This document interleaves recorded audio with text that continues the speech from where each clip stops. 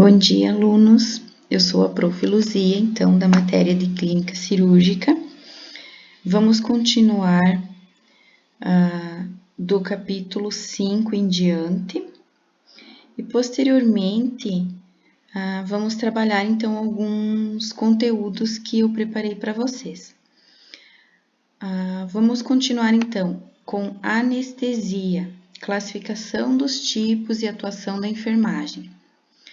Tem origem do grego, privação, sensação, que literalmente quer dizer perda total ou parcial da sensibilidade, sobretudo da tátil. Contudo, o termo pode ser empregado para a perda de qualquer tipo de sensibilidade. Implica a ausência de dor e outras sensações para a realização de cirurgias, de procedimentos terapêuticos e diagnósticos. Essa terapêutica é indicada tanto no período intraoperatório quanto no pré e pós-operatório, e no atendimento em nível ambulatorial, nos serviços de sala de recuperação pós-anestésica e de UTI. A história e evolução. Éter. 16 de outubro de 46, oficialmente a primeira intervenção cirúrgica com anestesia geral. Antes dessa data, já havia sido utilizado o ópio, associado ao álcool, com essa finalidade. Desenvolvimento da química moderna, conhecimento de fisiologia respiratória, administração de drogas inalatórias. Isso no século XVIII. Anestesia regional surge no final do século XIX. O uso de folhas de coca já era utilizado como anestesia localizada antes desse período. O enfermeiro sempre participou e teve ligação direta com o ato anestésico cirúrgico durante sua execução, bem como os cuidados pós-anestésicos do paciente. Com o mecanismo para aplicação de drogas, surgimento de novos fármacos, a anestesia tornou-se cada vez mais segura. Para alívio da dor, a hipnose, controle de reflexos autonômicos e bloqueios neuromusculares e diminuição dos estímulos neurohumorais.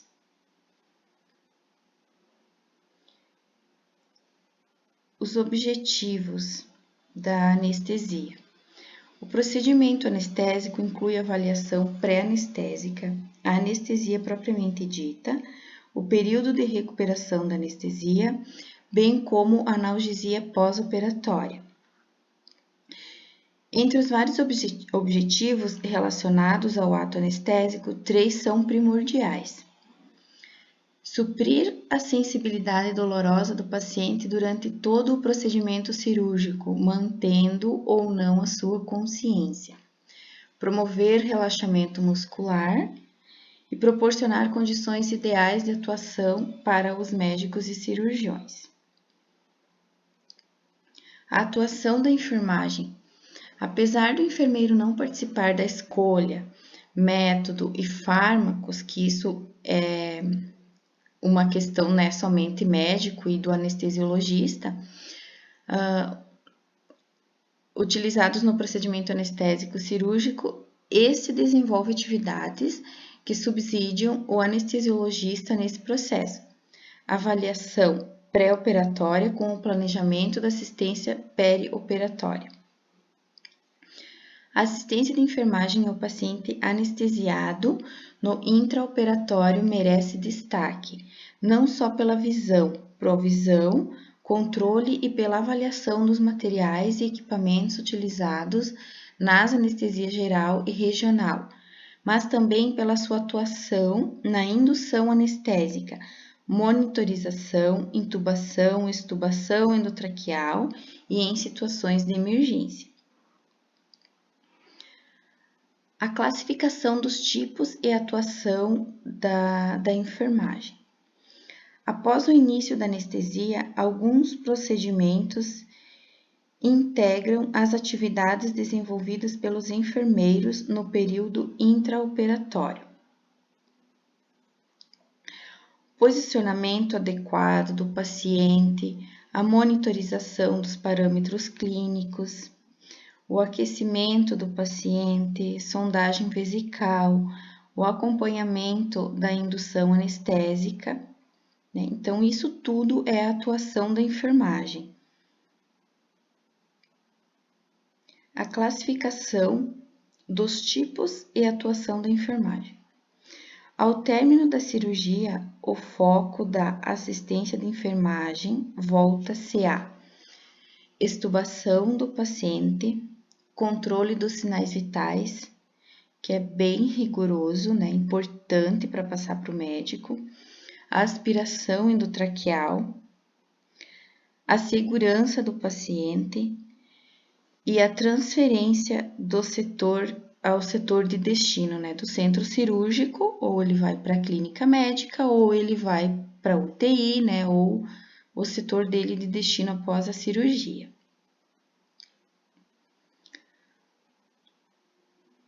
Para a obtenção de uma anestesia segura, se faz necessário a utilização de várias drogas, com ações farmacológicas diversas e administradas simultaneamente. Os benzodiazepínicos, como o diazepam, o alprazolam, o midazolam, ou clonazepam, né, são hipnóticos e ansiolíticos bastante usados. Os opiáceos, né, derivado da morfina, né, como a morfina, que causa a analgesia. Os hipnóticos, né, que são da família do diazepam. Os bloqueadores neuromusculares, né, como a succinilcolina, o tubocuraína, o pancurônio, né, o pancurônio mais usado também, o mivacurônio, eles proporcionam o relaxamento da musculatura, interrompem os impulsos nervosos, causando a paralisia dos músculos esqueléticos. E os anticolinérgicos, né, como a acetilcolina, que é um bloqueador ganglionar, bastante usado em cirurgia.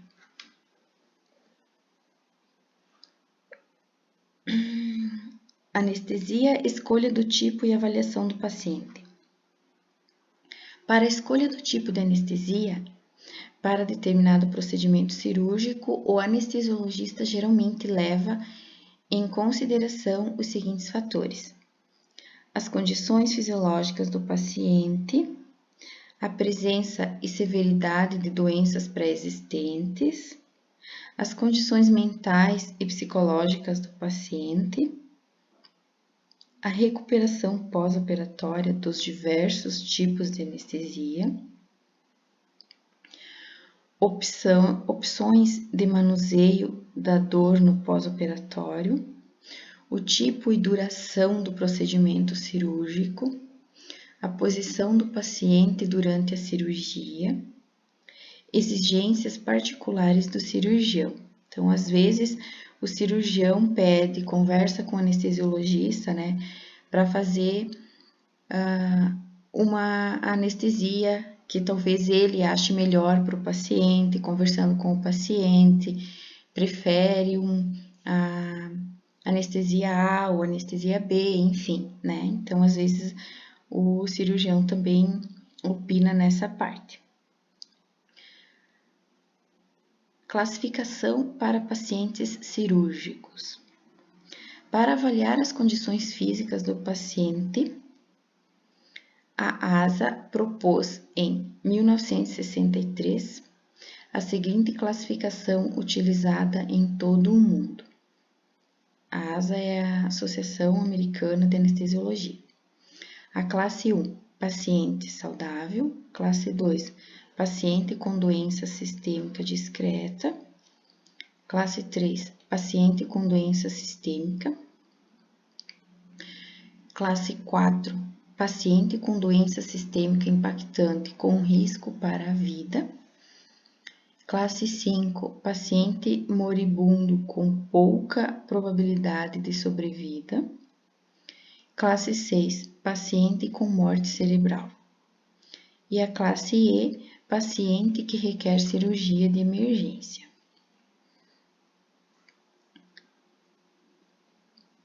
Avaliação de via aérea. Via aérea difícil, prevista. Avaliação pré-anestésica. O anestesista, então, ele vai avaliar e vai ver se ele ventila, mas não intuba, se ele não ventila e não intuba, tá? Então, isso tudo é avaliado pelo anestesista. A avaliação da via aérea, então,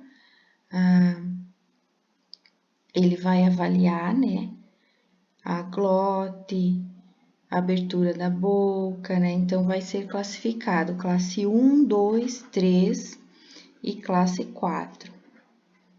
Como tem aqui na figura, ó, dá pra ver que aqui ele vai ter mais dificuldade, né, para entubar o paciente.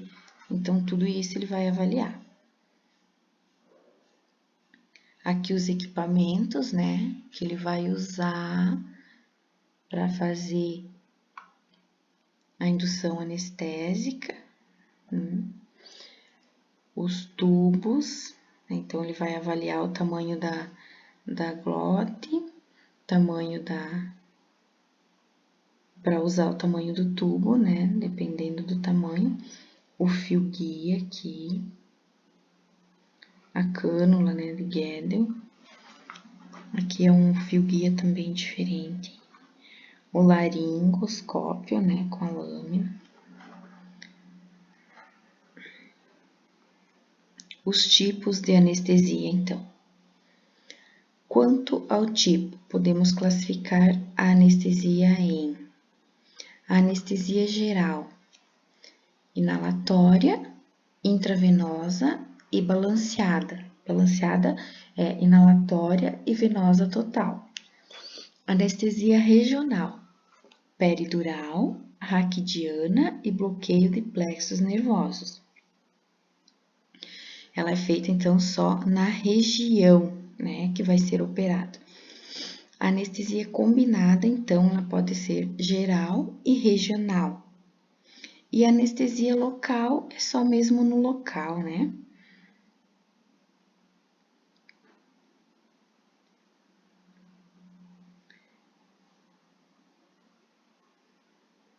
De acordo com Hinckley e Shevver, 2016, a anestesia pode ser classificada em geral, né? Ela faz a depressão intensa do sistema nervoso central produzida por agentes farmacológicos. A regional, o anestésico é injetado ao redor dos nervos, né? Nos plexos inervais. A área inervada fica anestesiada. E a local é a injeção de agente anestésico dentro dos tecidos no sítio de incisão planejado, né? Então, vai fazer só naquele local onde vai fazer a incisão cirúrgica. É mais para procedimentos mais básicos, né? A retirada de algum corpo estranho, alguma coisa assim. O aparelho de anestesia e monitorização do paciente. O aparelho ou equipamento de anestesia é o sistema de administração de anestesia, cuja finalidade é suprir uma mistura de gases anestésicos e promover a sustentação da vida do indivíduo anestesiado com segurança. Segundo Mânica 2004, pode-se conceituar o aparelho de anestesia como um equipamento destinado à administração de gases ou vapores anestésicos ao paciente, através da respiração espontânea ou controlada, manual ou mecanicamente, né? Quando o paciente vai estar no respirador, né? Vai estar entubado e vai estar no respirador. Funções básicas do aparelho de anestesia: promover O2 ao paciente ou remover O2, né? Fornecer e quantificar o volume de gases, né? O2 ou óxido nitroso, ou ar comprimido, fornecer vapor anestésico e facilitar, promover a ventilação adequada do paciente. Então, essas são as funções básicas do aparelho de anestesia. Devido à multiplicidade funcional desse aparelho, este é também chamado de Sistema Integrado de Anestesia, pela precisão e integração dos parâmetros estabelecidos. O controle e verificação do funcionamento do aparelho devem ser realizados obrigatoriamente antes da administração da anestesia. Então, sempre tem que verificar o funcionamento do aparelho. É muito importante, tá? Ele tem que ser obrigatoriamente verificado o funcionamento desse aparelho, né? Nada pode dar errado, tudo tem que estar dando certo, ele tem que estar em constante sincronização, né? Para tudo sair certinho para uma cirurgia, né, de sucesso, não ter nenhum problema com o paciente. Aqui, aparelho de anestesia e monitorização do paciente, né? Aqui um monitor cardíaco, aparelho de anestesia, aqui, né? Anestesia geral. A anestesia geral caracteriza-se pela inconsciência reversível. A hipnose, né, causa a hipnose do paciente. Imobilidade, né, que é o relaxamento muscular. A analgesia, que é a ausência da dor. E o bloqueio dos reflexos autonômicos, por meio da administração de fármacos específicos. A depressão do sistema nervoso central, irregular e irreversível, né? Se dá por meio da administração de fármacos, que determinarão graus variados de bloqueio sensorial, motor, de reflexo e de cognição. Então, quem vai determinar isso, né? Obviamente, é o anestesiologista, né? Então, dependendo do grau do bloqueio que ele vai fazer, né? Que vai acontecer essa depressão do sistema nervoso central. A anestesia geral pode ser realizada pelas vias inalatória, venosa total ou ambas, né? Ou balanceada, ou inalatória ou venosa total. A anestesia geral caracteriza-se pela inconsciência reversível, hipnose, mobilidade, né? Ocorre em 3 períodos: a indução, né, da anestesia, a manutenção, que é quando ele vai ficar mantendo, né, durante a cirurgia, e a reversão, que é no momento que vai reverter, né, para término da cirurgia. A anestesia geral inalatória.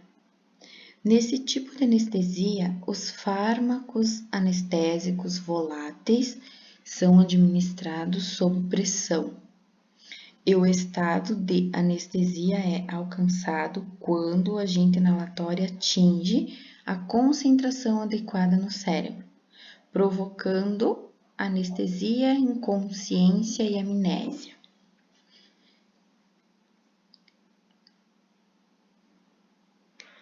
A anestesia venosa total é a infusão dos fármacos, é realizada por um acesso venoso, né?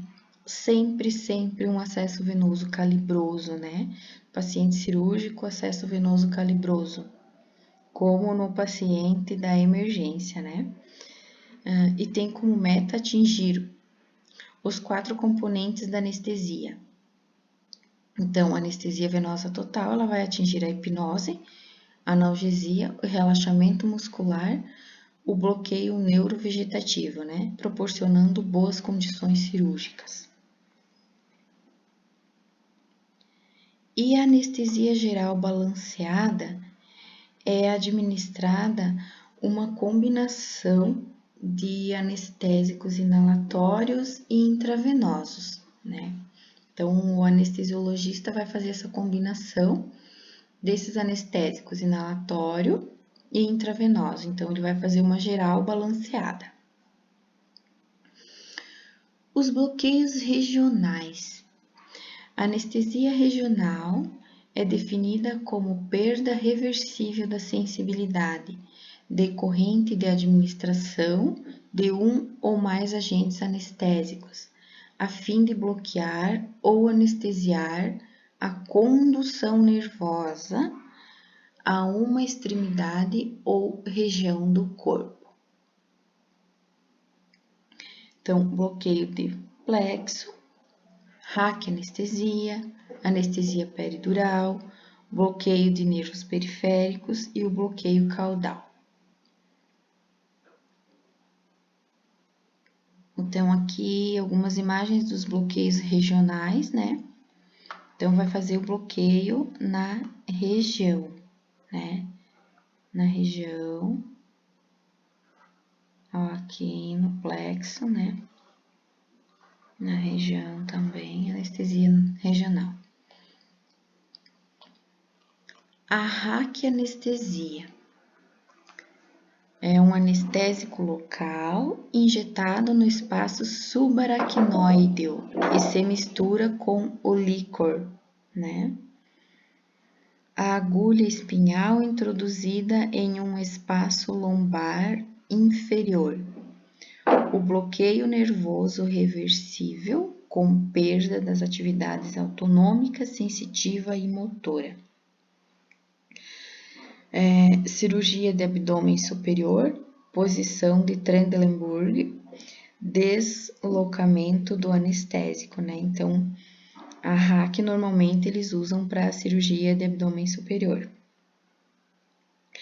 Algumas complicações da RAC, então, hipotensão, cefaleia e pode causar até uma parada cardiorrespiratória, né?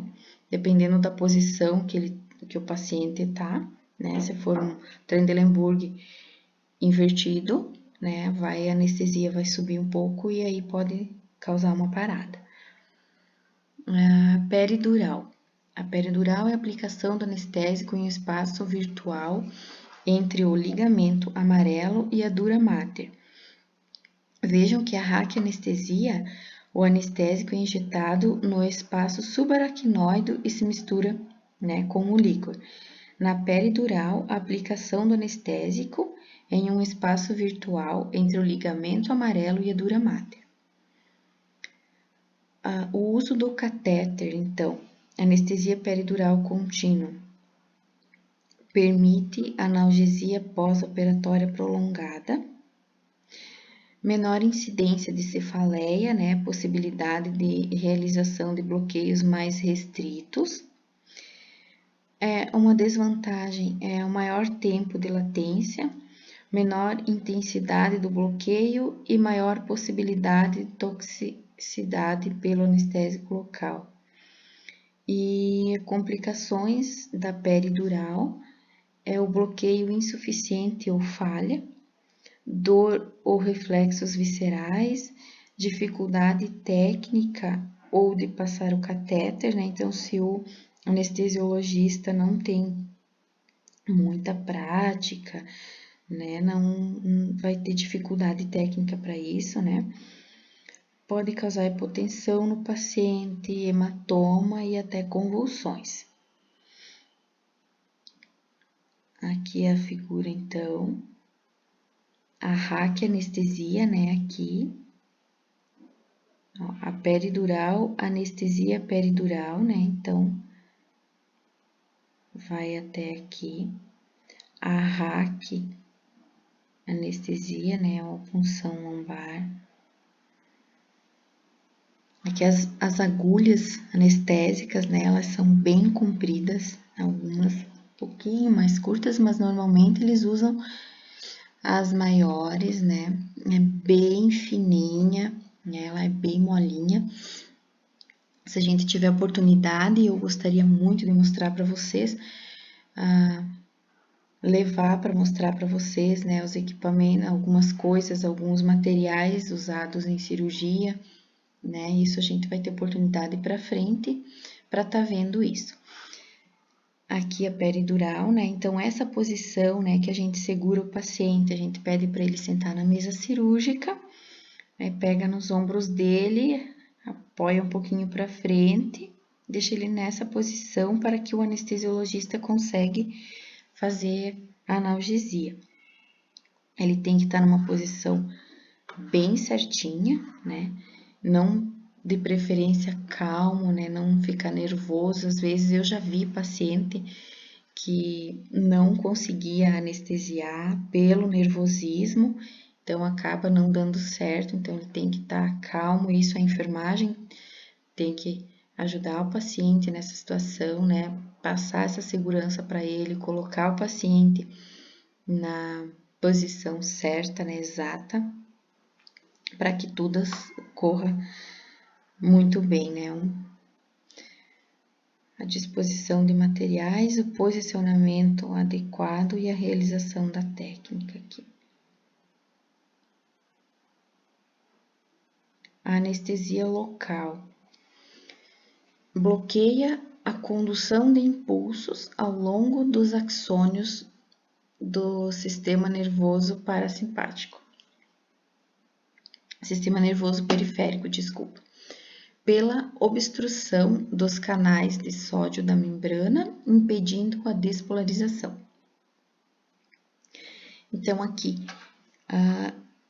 um anestésico tópico, né, a xilocaína, né, que a gente usa bastante.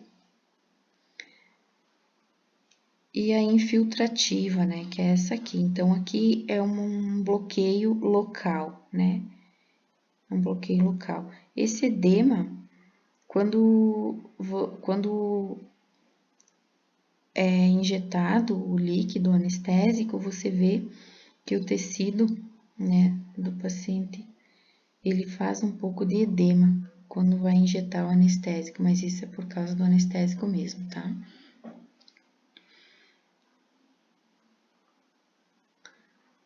Vamos falar então um pouco dos tempos cirúrgicos. A expressão tempos cirúrgicos caracteriza a sequência de procedimentos utilizada na manipulação dos tecidos e vísceras durante o ato operatório, sendo identificada por 4 tempos básicos: a diérese, a hemostasia, a exérese e síntese. Os instrumentos cirúrgicos são essenciais para o desenvolvimento da sequência que compõe os tempos cirúrgicos. A diérese, então, constitui a seção, a diérese constitui a secção tecidual e propicia o campo operatório ou libera estruturas anatômicas. Então, a diérese é dividir, cortar, separar, né? Então, é quando o cirurgião, né, vai usar o bisturi ou, né, o eletro para fazer a diérese. Ele vai dividir, ou ele vai cortar, ou ele vai separar, né? Então, assim que se chama. Pode ser obtida por secção, né, que é o ato de cortar, ou com tesoura, ou com bisturi elétrico, né? Divulsão, separação dos tecidos com pinça. Punção, uso de trocáter, né, em VDL, dilatação e serração, serras ósseas, né? Isso mais em cirurgias ortopédicas, né? A serração dos ossos. A diérese, né? Então, o bisturi, ou as pinças, as tesouras, né? O bisturi elétrico.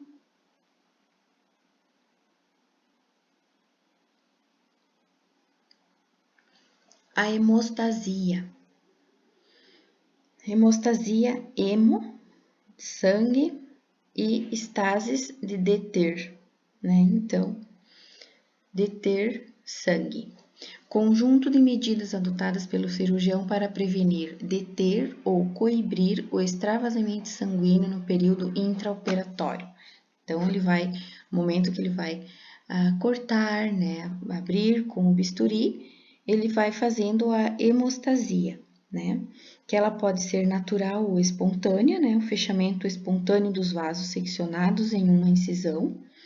Temporária, diminui ou contém o fluxo sanguíneo durante o ato cirúrgico e se dá por meio de pinçamento, garroteamento, ação farmacológica, parada circulatória e oclusão endovascular, né? Normalmente, o auxiliar, né, do cirurgião faz o pinçamento, né, dos vasos que podem estar sangrando, né, ou garroteamento, ou até mesmo faz um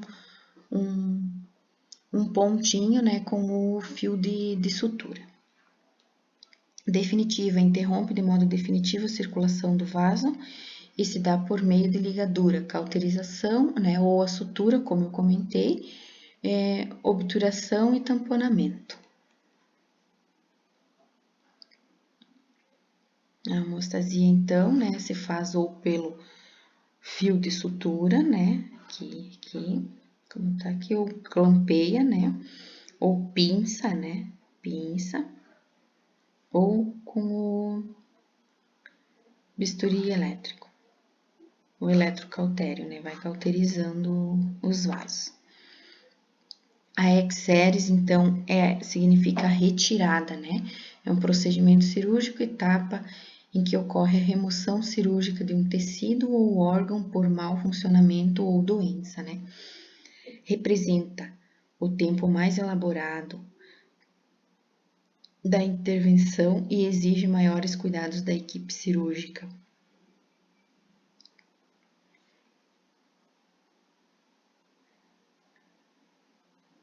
Aqui alguns materiais, né, para fazer a exeres, então, né, para fazer o afastador, para fazer a abertura, né, segurar afastado, as pinças,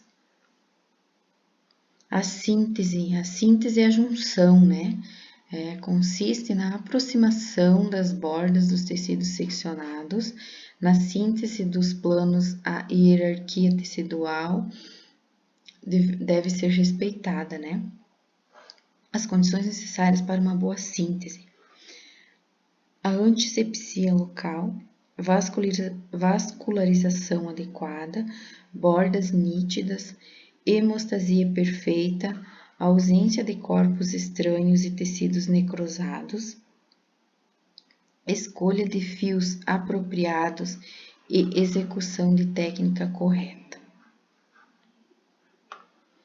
Para fazer a síntese, então, né, os fios de sutura, obviamente, né, aqui as agulhas com os fios, o porta-agulha, né,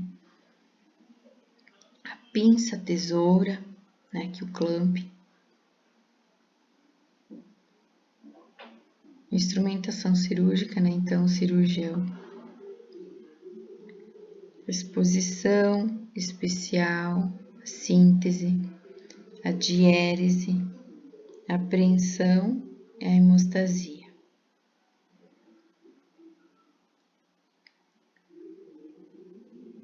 O cirurgião, né, o instrumentador.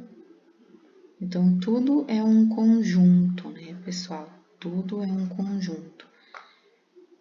Os equipamentos, os materiais, a equipe cirúrgica, né?